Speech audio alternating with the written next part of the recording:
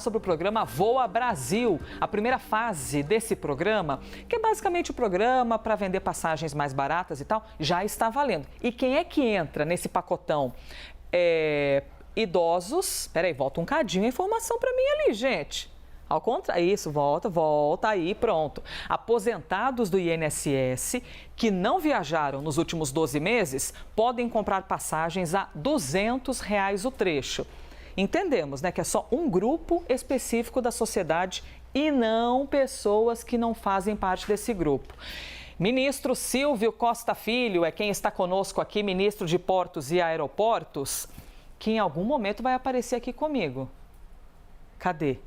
Será que a conexão do nada decidiu falhar? Peraí, que a gente já vai resolver esse caos, hein? Ao vivo. Ministro, o senhor está me ouvindo? Ouve Elizavec aqui? É porque eles não soltaram. Acho que não. Não temos. É alguma coisa na conexão, a gente já resolve, o ministro aparece. Sabemos que o ministro está existindo. Agora o senhor me ouve, ministro? Ouço, bom dia. Muito bem, ufa, temos a conexão. Ministro Silvio Costa Filho, Elizavec fala aqui com o senhor à distância. Ministro, bem-vindo ao nosso jornal. Obrigada pela entrevista. Bom dia a você, Elisa. Eu que agradeço o privilégio de poder conversar com a CNN na manhã de hoje. Eu imagino que a agenda do senhor está daquele jeito, respondendo um monte de perguntas, esclarecendo o programa, né? Aquela agenda inteira recheada que a assessoria de imprensa fica enlouquecida. Ministro, já quero começar lhe perguntando, por favor, porque a gente, infelizmente, começa a ficar meio desconfiado com algumas coisas. Então, eu já quero te perguntar como é que fica a fiscalização desse projeto. Por quê? A divulgação é muito clara. Idosos, aposentados, melhor dizendo, do INSS, que não tenham viajado nos últimos 12 meses. Como é que vocês vão fiscalizar para que outras pessoas, os espertinhos, não entrem nesse pacote? Olha, Elisa, a gente está trabalhando ao lado do Ministério da Previdência, com o INSS e a Polícia Federal, que tem nos ajudado a estruturar esse programa Voa Brasil. A gente está dialogando permanentemente com os órgãos de controle para que não possa haver nenhuma fraude na compra dessas passagens, sobretudo prejudicando o cidadão brasileiro. Infelizmente, a gente teve ao longo desses últimos meses algumas fake news em relação ao Voa Brasil, até alguns sites de compras de passagens com o nome Voa Brasil, eles apareceram em alguns locais, mas a gente está agindo fortemente ao lado da Polícia Federal para coibir qualquer tipo de ação que prejudique os aposentados e aposentadas de todo o Brasil. Então, esse programa ele foi construído de maneira segura, mas infelizmente a gente sabe que até hoje o Bolsa Família, entre outros, a gente tem algumas fraudes, mas a gente está vigilante ao controle e, sobretudo, à segurança do programa. Naturalmente a gente fica tomado por esse tipo de sentimento, que não é algo bom, mas diante, assim, da rotina no noticiário, as coisas que a gente vê, infelizmente a gente tem que ter atenção em como vão ser evitadas essas fraudes. Basília Rodrigues já está aqui comigo também para fazer-te uma pergunta, ministro. Ministro, quais são as expectativas do governo no quanto esse programa poderá se tornar popular ou uma marca desta terceira gestão do presidente Luiz Inácio Lula da Silva, né? Até num trocadilho a gente diz, Voa Brasil e decola a popularidade de Lula junto, né? Será que essa missão está com o senhor? Antes de mais nada, muito obrigada pela entrevista. Basília, eu que agradeço. Primeiro, mais um programa do governo do presidente Lula tem trabalhado muito pelo fortalecimento da economia, para retomar programas existentes no Brasil, a exemplo do Minha Casa, Minha Vida, fortalecimento de outros programas educacionais, anúncios de novos programas, a exemplo do Pé de Meia. Então, o presidente Lula tem trabalhado para voltar cada vez mais a fortalecer os programas sociais no Brasil e, sobretudo, com olhar para aqueles que mais precisam. Ontem, por exemplo, nós recebemos um relatório da ONU que mostra que os programas que foram apresentados ao longo do ano de 2023 já começaram a funcionar, porque, graças a Deus, a fome no Brasil ela está diminuindo. E esse Voa Brasil é o primeiro programa social da aviação brasileira. É um programa importante, pela primeira vez na história, a gente está tendo um programa que visa incluir brasileiros viajando pelo país, com um dado importante, sem nenhum custo para o governo federal. Foi construída uma articulação com as companhias aéreas. Quando nós assumimos o Ministério, a ideia estava lançada, mas quando nós assumimos, não se tinha, de fato, um desenho do programa. Foi aí que nós começamos a construir esse programa ao lado da Casa Civil, com o Ministério da Previdência, com outros ministérios, estruturamos essa ideia com as companhias e, a partir daí, desenhamos a primeira fase do programa para aposentados. A primeira fase do programa vai atender 23 milhões de aposentados, 3 milhões de passagens já estão disponíveis desde ontem e, na medida que essas passagens forem vendidas, automaticamente as companhias aéreas vão ampliando o número de passagens para serem ofertadas. Eu tenho muita confiança que a gente vai ter mais brasileiros viajando pelo Brasil. E um dado importante, você sabe, Elisa, que nós tivemos no ano de 23, em relação a 22, um crescimento em mais de 15% na aviação do país. Foram 112 milhões de passagens. Mas desses 112 milhões, apenas 30 milhões de CPFs, ou seja, é o mesmo brasileiro que viajou 3, 4, 5, 8 vezes pelo Brasil. Com o Voa Brasil, a gente está querendo incluir mais 10% de novos CPFs, 3 milhões de passageiros que vão poder viajar, ou seja, aposentado, aposentada daqui a 10, 15 anos, não para visitar uma neta, um neto, para fazer um turismo de lazer numa praia do Nordeste, ou conhecer o Amazonas, conhecer o nosso norte, ele vai ter a oportunidade agora de poder viajar pelo país.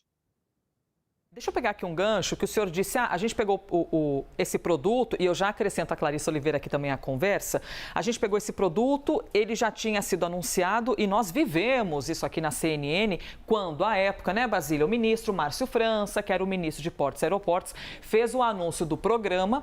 Aí, numa primeira reunião ministerial que teve na sequência, o presidente Lula deu um puxãozinho de orelha. Ele disse assim, olha, parem de anunciar programas sem estarmos aqui anteriormente alinhados. E aí, de repente, parem as máquinas, o programa, inclusive, até demorou mais tempo para ser lançado. O senhor assume o ministério em, se eu não estiver enganada, setembro do ano passado, 2023. Quando o senhor chegou, o senhor fez grandes mudanças no projeto ou, basicamente, esse projeto manteve-se como a ideia original? Assim, o governo federal, me refiro a Lula, estava meio incomodado com alguns aspectos do projeto e, por isso, demorou um pouquinho tempo a mais para ser lançado? Lisa, é importante que a gente possa esclarecer que o ministro Márcio França, desde o primeiro momento, ele foi mencionado porque ele queria incluir, de fato, na aviação, mais brasileiros viajando. Agora, você sabe, você que conhece bem e acompanha o governo federal há muito tempo, os governos, né, independente de ser o governo de direita, de esquerda, de centro, qualquer programa social, ele leva um tempo de maturação. Foi assim no Pronatec, no ProUni, no Minha Casa Minha Vida, no Bolsa Família, entre outros programas. Por quê? Porque não é só a ideia, ele tem que ser estruturado tecnicamente e operacionalmente. Então, nós tivemos que organizar o cadastro desses 23 de aposentados do INSS, depois a gente teve que criar o site do programa, fazer o link com as companhias aéreas, testar por várias vezes a segurança desse programa, depois dialogar com a Polícia Federal para que não possa, de fato, ter dano que prejudique a população. Então, precisou desse tempo de maturação. E a gente está trabalhando agora, nesse segundo semestre, para organizar a segunda fase do programa, que será para estudantes do Brasil. A gente avalia a possibilidade de alunos do Pronatec, do ProUni, de outros segmentos da juventude brasileira, né, sobretudo os nossos estudantes. Então, a gente está dialogando com o ministro Camilo, com o Ministério da Educação, para quando essa segunda etapa estiver estruturada, a gente poder também incluir a segunda fase do Voa Brasil. Que a grande essência do programa, Basília, é a gente poder incluir mais brasileiros viajando, porque a cada 4 turistas que chegam numa cidade, é um emprego que é gerado. E eu digo sempre que o maior programa social do Brasil é o emprego e a renda. É isso que traz dignidade e traz felicidade para as pessoas. Clarissa Oliveira também está aqui nessa conversa. Clarissa, bem-vinda. Bom dia, ministro. Muito obrigada pela presença aqui no Live CNN. Ministro, eu queria pegar uma carona nessa informação que o senhor traz aí sobre os planos de expansão desse programa, para tentar entender um pouco como que vocês estão trabalhando isso, porque foi uma decepção significativa o tamanho que ficou essa primeira fase do Voa Brasil em relação ao que se projetava lá atrás, ainda durante a gestão de Márcio França. A gente ficou com um grupo aí bastante restrito de beneficiados pelo programa nessa largada. O senhor fala aí em expandir, mas a gente está no momento de total aperto fiscal. Essa expansão, essa inclusão de novos beneficiários, ela vai vir só da negociação com as companhias aéreas, sem custo nenhum do governo, ou vai haver a necessidade de algum tipo de subsídio? Porque num momento de corte orçamentário fica difícil a gente imaginar que o governo federal vá ter recursos para expandir essa base como o senhor propõe. É importante esclarecer que esse programa ele não tem nenhum real de recursos públicos. Ele é um programa que foi, de fato, construído na base de muito diálogo. De fato, eu tratei disso pessoalmente, permanentemente com as companhias aéreas, com todos os canais institucionais de participação, para que a gente pudesse construir um programa sem nenhum custo para o governo federal. Até porque a prioridade do governo do presidente Lula é cada vez mais fazer investimentos em programas sociais e em obras de infraestrutura, estradas, portos, aeroportos, rodovias, energia e, sobretudo, investimentos em programas sociais. Essa é a prioridade do governo. Entretanto, a gente precisa muitas vezes usar da criatividade. E eu digo sempre que a construção coletiva e o diálogo é muito importante. E foi por isso que a gente pensou em organizar esse programa. Então, ele vai ser atendido na ociosidade das companhias aéreas. Como assim? Dos 100% da aviação brasileira hoje, entre 15% a 20% nós temos voos ociosos, ou seja, o voo vai com 85% a 90% de sua capacidade. Então, nessa ociosidade é que as aéreas estão disponibilizando essas passagens para ofertar para a população. Então, essas passagens até R$200 para os aposentados. Ele vai poder entrar, como a Elisa colocou, no site, que é o br.voa Brasil. É o nosso site, que é muito importante, o site do Voa Brasil, que é gov.br/Voa Brasil. Ele vai lá no site, acessa e, a partir daí, diz o destino que quer viajar. Então, é um programa pioneiro, é um programa de inclusão da aviação e eu estou confiante que a gente possa ter mais aposentados viajando pelo país. Ministro, apenas pessoa física pode comprar ou as agências de viagem também entram nesse pacote? Porque a agência também tem a sua porcentagem, não sei o quê. Às vezes acaba fugindo um pouquinho do objetivo final, né, que é essa economia e poder viajar barato. A agência de viagem entra nesse pacote? Não, só para os aposentados do INSS, 23.300.000. Ele vai lá, entra no site com o seu CPF, ele se cadastra, e a partir daí ele tem acesso ao destino. Por exemplo, eu quero sair de Brasília e ir a Fortaleza.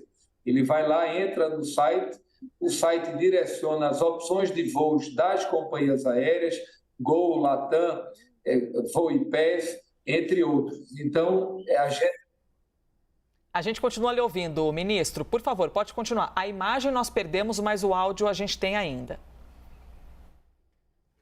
Agora temos tudo, Agora pacote completo. Agora...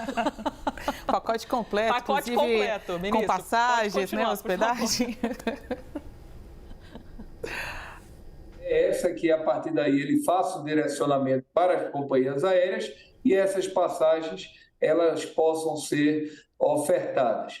Então, a ideia do primeiro momento foi aposentados, porque ele tem mais tempo de poder viajar e planejar a sua viagem, e a ideia que a gente possa avançar na venda dessas passagens. E o importante, e eu tenho dito isso publicamente, eu tenho colocado, é uma das essências do programa, que o aposentado ele possa comprar sua passagem com mais antecedência e, sobretudo, em períodos que não há muito fluxo de recesso. Por exemplo, no mês de julho, é férias escolares. No mês de janeiro, também é férias escolares. Então, nesse período, sempre há um pouco, por conta da concorrência, um aumento nas passagens. Então, é muito importante que eles possam planejar as suas passagens no período das suas viagens, no período de baixa temporada. Agora, ministro, os estudantes que o senhor mencionou aí como próximo público a ser atendido, dá para contar que eles possam ingressar no programa lá até o fim do ano, ainda neste ano, ou o senhor acha que é um processo que deve levar mais tempo? Olha, a nossa ideia é anunciar no primeiro semestre de 2025. Nós estamos estruturando agora, nesses próximos 4, 5 meses, todo o levantamento de banco de dados dos estudantes, analisando programa por programa. É o tempo que a gente acompanha a primeira fase do Voa Brasil aposentados e, a partir daí, a gente vai incluindo a cultura, e inclusão social da aviação brasileira. Por quê? Porque quanto mais passageiros viajando pelo Brasil, isso vai movimentar a economia do turismo de negócios, do turismo de lazer, e vai gerar emprego, vai gerar renda, e é muito importante para o Brasil. Eu estou confiante que esse programa vai avançar bem. Eu tenho uma música no Nordeste que eu gosto muito, que é do Flávio José, que diz: toda caminhada começa no primeiro passo, e esse é o primeiro passo que nós estamos dando para avançar no fortalecimento da aviação do Brasil. Vou lhe dar um dado: quando o presidente Lula assumiu o governo em 1º de janeiro de 2023, o ano de 2022, nós tivemos 98 milhões de passageiros.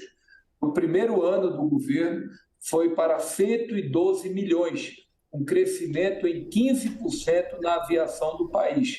Então, podem escrever que nesses próximos 3 anos nós vamos incluir mais de 35 milhões de passageiros viajando pelo Brasil.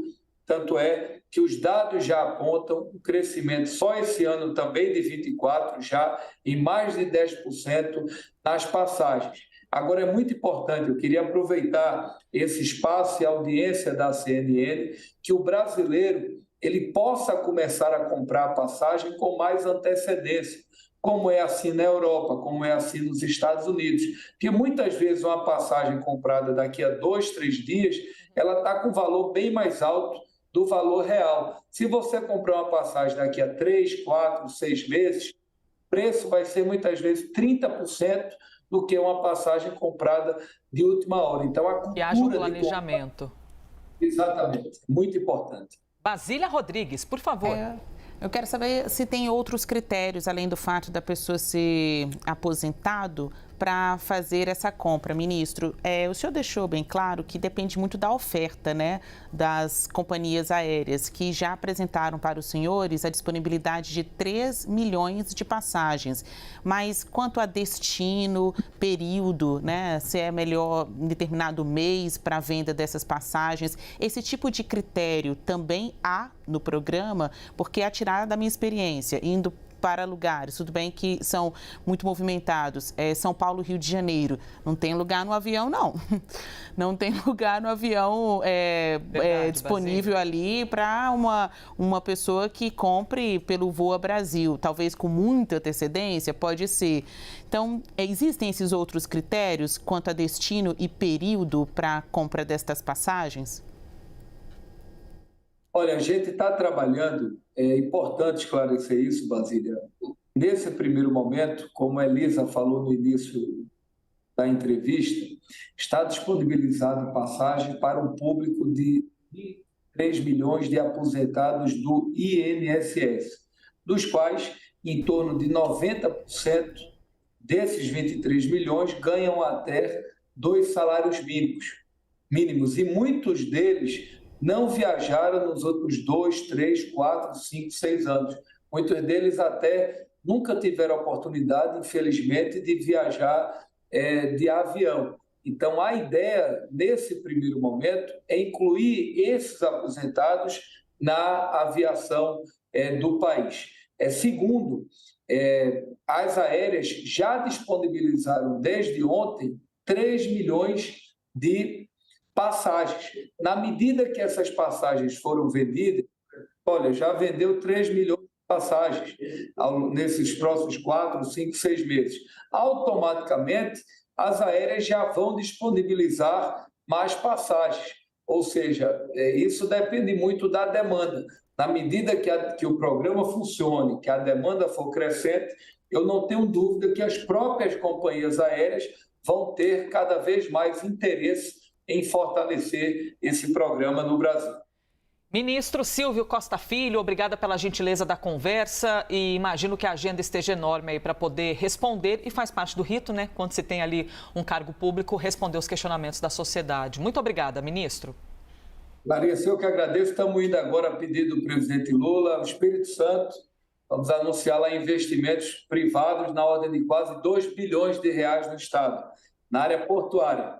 E estou sempre à disposição da CNN. Desde já, parabéns pelo programa e pela audiência. Muito obrigada, ministro. Um abraço. Obrigada pela entrevista. Clarissa e Basília, obrigada por terem participado aqui também. E, se você quiser entrar nesse programa, quem fizer parte dessa primeira regrinha, você tem de ter o cadastro do GovBR, tá? Você vai lá no site, coloca GovBR, Voa Brasil, e ele vai te enviar para a plataforma do governo. E aí você tem de ter o cadastro do GovBR, que demora um tempinho, mas também, quando funciona direitinho, é rápido.